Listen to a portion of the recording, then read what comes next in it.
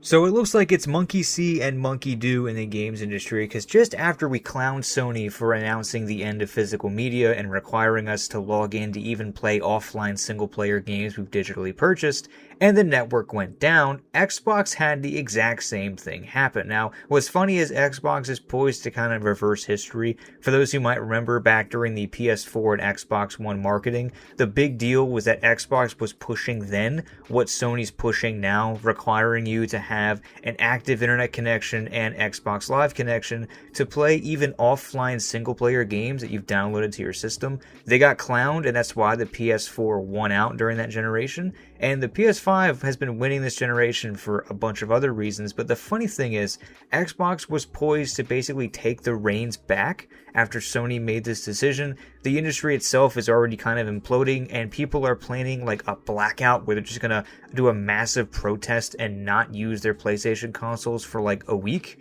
So Xbox has been kind of riding the curtails of that, saying, hey, we're not so bad now, are we? Well, unfortunately, Xbox had the same thing happen, where their service went down, and players can't access hundreds of dollars of content they paid for, even if the game itself has no multiplayer or online functionality at all. They can't even play their games offline, even with the disc and the console. And I verified this for myself. I put in my old copy of Modern Warfare 2 for the Xbox 360 into my Xbox One, and it literally would not let me launch the game without signing in to Xbox Live first, which is the stupidest thing I've ever seen. I have no idea why it's doing that, because it didn't do that in the past. There must have been a recent update to the Xbox Ones requiring you to be signed in to even play a backwards compatible game, which I think is even stupider than what they're pushing now, but that's besides the point. It's hilarious that Xbox is now suffering the same effect, and again just exposing why a digital-only or cloud-only future is just an impossibility.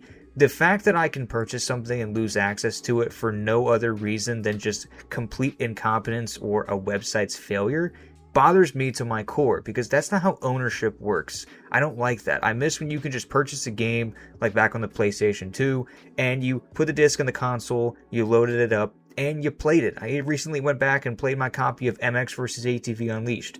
No updates, no sign-ins. I just booted up the console and heard that kick-ass soundtrack and was like 8 years old again. Nothing got in my way, and it's unfortunate that there's a whole generation, 2 or 3 now, generations of kids, which is insane, I have them myself, that will never understand what that's like. And the phrase is, you will own nothing and you will be happy. That seems to be the kind of mentality that they're pushing with these modern games, and I'm not a fan of it. No one should be a fan of it. Now, of course, there's people, I've noticed even in the comments of the video when I talked about Sony's blunder with their service going down and people losing access, there's people defending it, saying, well, you're just old, you're an unk, you don't understand, I can play my games, I don't know what the problem is.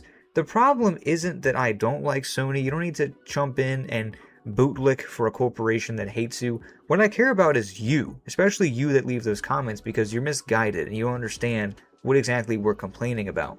I want you, listening to this video, to be able to go to a store, purchase a product, bring it home, and enjoy it.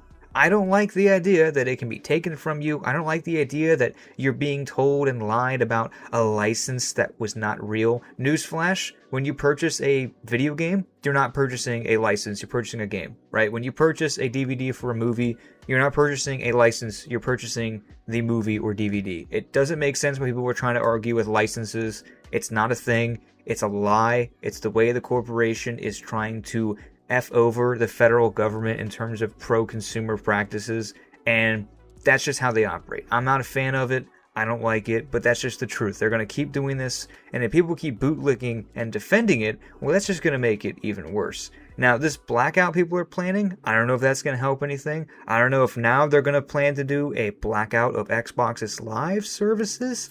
Who knows, since, the trend is to protest whatever we don't like, and if Xbox is following suit and claiming that we'll fix it, we'll make everything better, people still can't sign in over 24 hours later. I think that's hilarious, and I think that's indicative of the problem.